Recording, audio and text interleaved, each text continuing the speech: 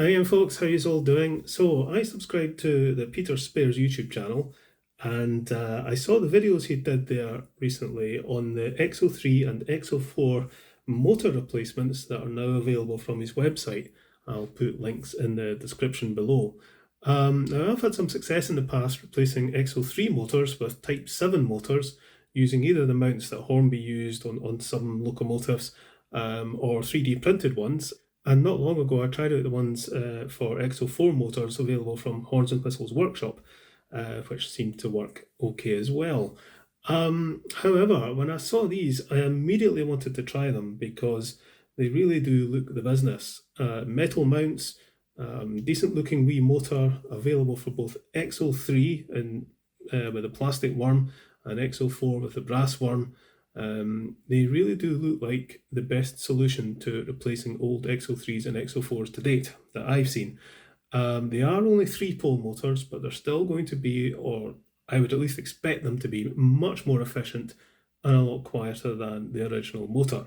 So I popped Peter an email and asked if I could maybe have a couple to try out and review, and he kindly agreed and has sent these to me. So a big thank you to Peter for these. Let's stick them on a couple of locomotives and see how they perform. Now, I've got an old 08 here that's got an X04 motor in it. I don't actually have a locomotive with an X03 motor fitted at the moment. However, my 4P here has a Type 7 motor fitted in a 3D printed mount, but it originally had an X03 motor, so I think we'll try fitting the X03 into this and see how it performs. So just before I fit it, I'll let you have a closer look at this. You can see it's a very nicely made metal mount and a neat little motor, and it's got a rear fixing bracket at the back. So in principle, it should be a case of just taking the old motor out, slotting this one in, connecting, I'm assuming this is the positive terminal, we'll need to figure out which one's which, but connecting these terminals up to the live wire and a wire from this one connecting to the screw here that will fix to the chassis to provide the negative feed. I really hope this works well because it certainly looks like the perfect solution for replacing an old X03 or X04 motor. Now, some old X03s and X04s run absolutely fine and they're not overly noisy, and you may think, what's the point? Just leave them alone, and they're nice and serviceable. Absolutely, I do not dispute that for a second. But some of them don't. Some of them can be a bit rough and a bit noisy, and certainly if you want to convert to DCC, I think fitting one of these is a very, very good idea. Right, okay, let's get this stuck into this. Undo that.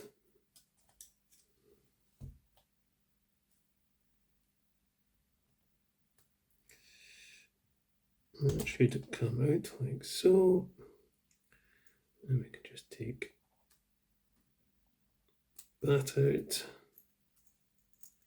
Right, okay. So just pull this wire out of the way just now. So it's going to just slot in. Right, get a wee bit of an angle on it so it fits, but you can see it doesn't quite fit flush with the chassis there, but by the time that's screwed down, I think that'll probably be okay. We'll fit this rear bracket on. Let's just see if this screws down okay.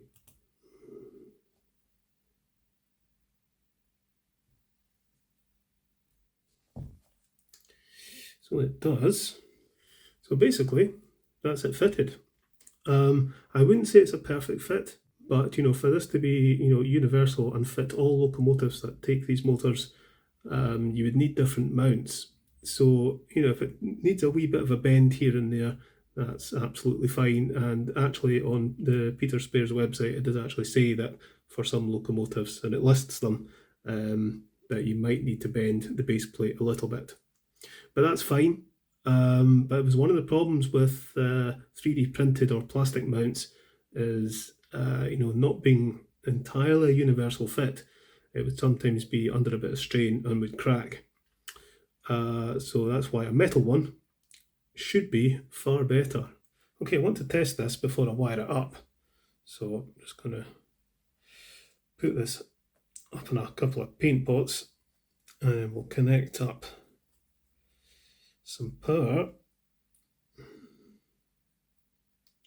to there.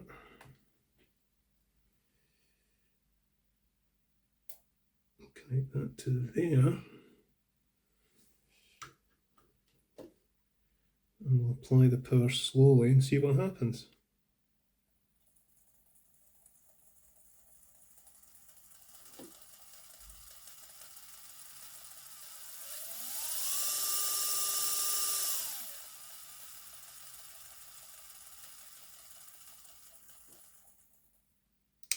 That seemed to work very well. So I want to trim that wire and fix it onto there, and I want to cut a little wire onto here. Let's see what I've got in my box. There you go, that's what I was after, was one of these wee things. This metal bracket at the back is fine for this terminal here. If that makes contact, that's not a problem, but you don't want this wire making any contact with this bracket at the back, because that will cause a short circuit. Yeah, just have to be very careful how we solder that. This brass terminal here actually comes into contact with the terminal on the motor, so I don't need a connecting wire for that at all, which is quite convenient. Let's see if I can get this to poke through there, like that. You don't absolutely have to fit a suppressor, but I'm going to, because I have noticed my phone, when I'm making the videos, is getting a little bit RF interference. And I think it's more to do with my phone than anything else. Slightly annoying. I have to be super careful. I'll solder this.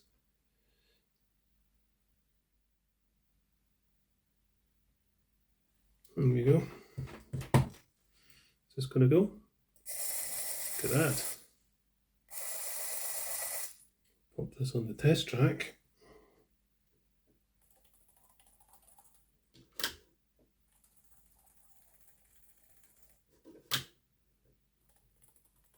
It's cogging a little bit. In fact, it's cogging a lot. What is causing that?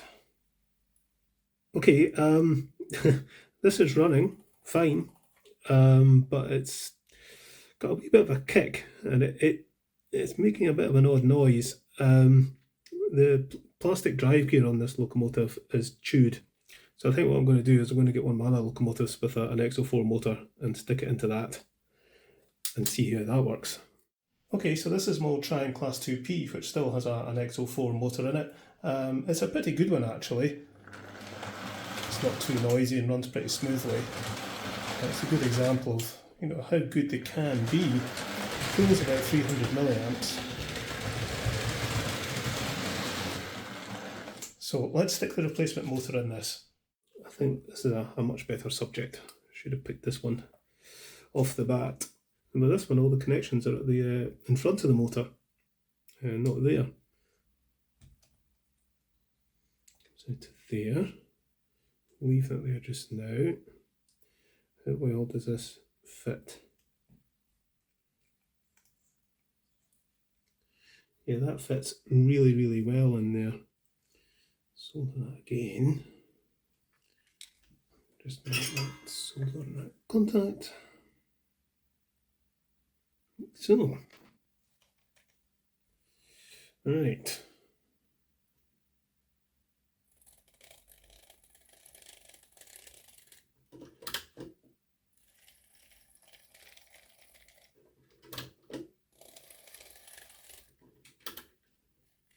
Yeah, that seems quite nice. Let me put a little bit of gear oil on. Probably should have done that before I fitted it.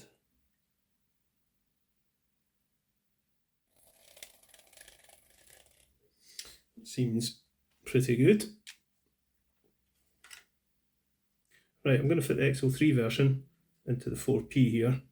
This runs not too bad with the Type 7 motor, but the 3D printed mounts have a tendency to crack, which is what's happened to this one on a couple of occasions now. So you can see the Type 7 motor there,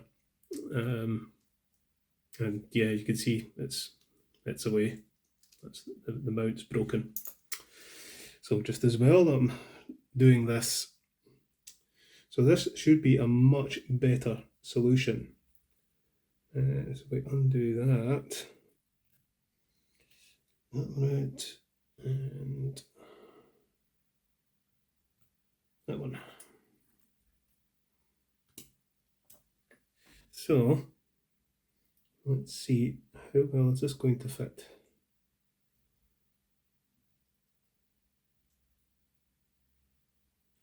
That fits perfectly. So in the 08, I had to bend the base plate a wee bit. In the 2P, it fitted perfectly. And in this 4P, it's fitting perfectly as well. So that wants to be screwed into there.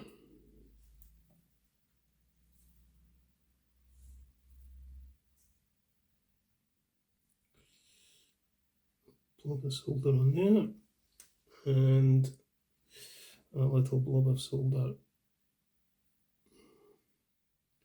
I think that should do it.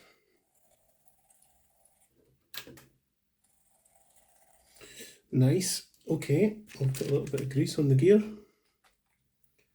A mixture of silicone grease and PTFE grease.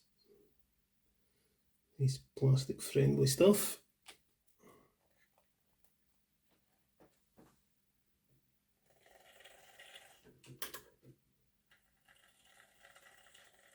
Okay, so that's these fitted with the replacement X03 and X04 motors.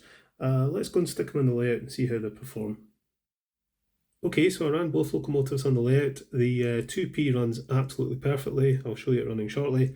The 4P here was lurching a little bit. Not too bad, but I could just see it wasn't running quite right. So I opened it up to have another look, and you know, the bottom plate of this replacement motor is perfectly flat, and you know, it's slotted into this chassis no bother. But you know, I kind of thought, well, perhaps the worm gear isn't sitting quite right on the drive gear, because that is one of the causes of, you know, a lurching locomotive. It's a bad gear mesh. So what I've done is this end of the bottom plate of the motor mount I've bent up, and that's allowed the rest of the motor to sit sort of more flush down onto the chassis. So I've just bent it up here, so the whole motor just sits at a very slightly different angle, and you know, as a result, the worm gear sits at a very slightly different angle on the drive gear, and probably isn't pressing down on it quite as much.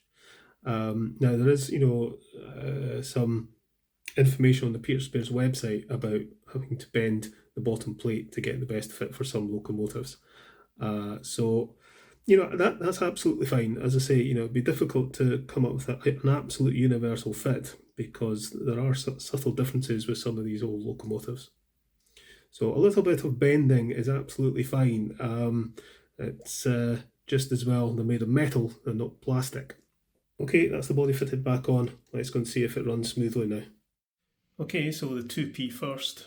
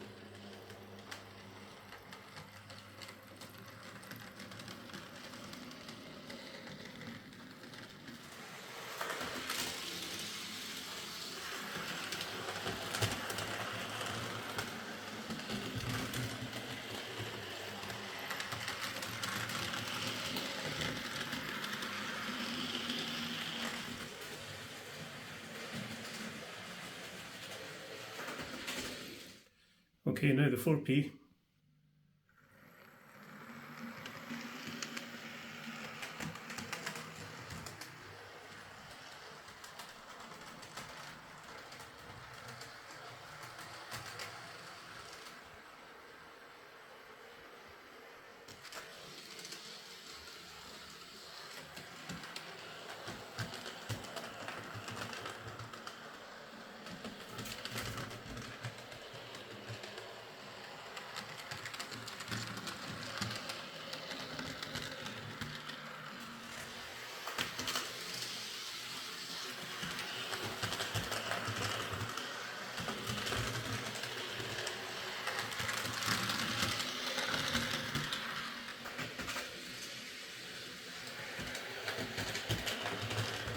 So as you can see there, both of these are running extremely well, very quiet, very smooth, both barely pulling about 100 milliamps, in fact maybe probably about 50 milliamps, and that was at about 30% power. They will run very, very fast, that's one thing I would say. Possibly some kind of voltage dropper wouldn't be a bad idea, because at full speed I think these would come flying off the track, but their slow speed performance is absolutely fine. One thing I'm going to try just now is what their torque is like. So I'm going to hook up the 4P to 6 mainline coaches and see how it manages that.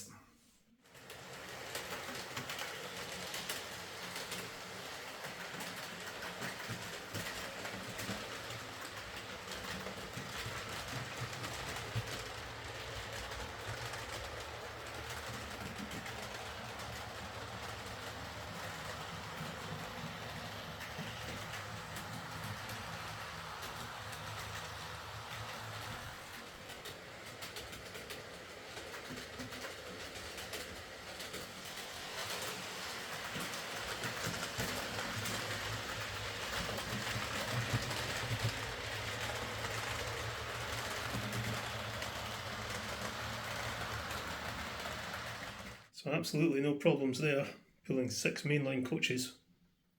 So there you go, replacement motors for old Trang and Hornby X03 and X04 motors from Peter Spares that, as far as I'm concerned, are brilliant, to be honest. These really are an excellent solution to a noisy, inefficient old X03 or 4 motor. They run so much more efficiently, have plenty torque. If you've got an old favourite loco or two that you want to run quieter or smoother or want to convert to DCC, then this really is the answer to the problem. I asked Peter for a wee bit more information on these, and I can tell you that these are designed by him, but he's outsourced the manufacturing. They're only available via Peter Spares at this time, either directly from the website or via eBay or Amazon. They cost £28.50 plus postage each, which I think is pretty good value, to be honest. These are decent motors and the mounts are well made and robust enough to last a long time. Yes, a 5-pole motor and a flywheel would be better, but that would increase the cost, and I think any actual benefit would be minimal. To be honest, the slow speed performance is way good enough on these, and as long as it's significantly better than the old motor it's replacing, I think it's doing its job, and these are certainly doing that. The motors are quite fast, so a voltage dropper would be an idea to slow it down, but that's kind of up to the individual. Personally, I wouldn't bother, as the slow speed performance is absolutely fine. It would be easy enough to fit some sort of diode to drop the voltage, though. The positive connection being so close to the rear bracket is something to be careful with. It would be very easy to oversolder that connection and to cause a short circuit. As long as you're careful how the wire is positioned, though, it should be okay. You could cut off the top of the rear bracket, but as I say, if you're careful, it'll be fine. You also need to watch out how you route the live wire from the pickup, where you've got one, a model where the live wire comes up through the front there. Just watch it doesn't get caught by the drive gear. Fitting these is easy enough, although a bit of bottom plate bending might be required. But, if you're not confident in fitting one and really want one fitted to your locomotive, I may be able to help you out there if I'm not too busy. I can't help but think that replacement motors like these for old locomotives is something that Hornby should be producing and selling. There's a massive back catalogue of old locomotives that are perfectly usable, very available on eBay and elsewhere. You know, go to any model railway exhibition. There's plenty old used locomotives for sale. There's definitely a market for replacement motors such as these. So I think it would be a good thing for Hornby to do. I'm quite sure these could be produced reasonably cheaply, sold at a reasonable profit. I don't understand why they don't do it, other than they want people to buy all their new locomotives. But at the same time, they should be encouraging people into the hobby. And I think they're underestimating, the huge appeal of used locomotives because they're so much cheaper. And there's so many people like myself who got back into the hobby, who are, had a model railway or a train set back in the 1970s, get their old locomotives down from the loft and find they don't run very well. I get inundated with requests for help for that very thing. So these could sell like hotcakes, and I certainly hope they do for Peter. But I definitely think it's something that Hornby should be doing. So yeah, I don't really know what else to say about these, other than that I'm very impressed with them. And a big thank you to Peter for creating these and making them available. I suspect he's put quite a bit of research and work into these. And thanks to him again for sending these samples to me to try out. I will be buying a couple more, I'd think. Certainly one from a B12, and maybe just keep one or two spare. I've bought a lot of stuff from Peter Spares over the last couple of years, and I've always, found it to be an excellent service and very fast delivery, so I really can't recommend them enough. Right, okay folks, catch you later.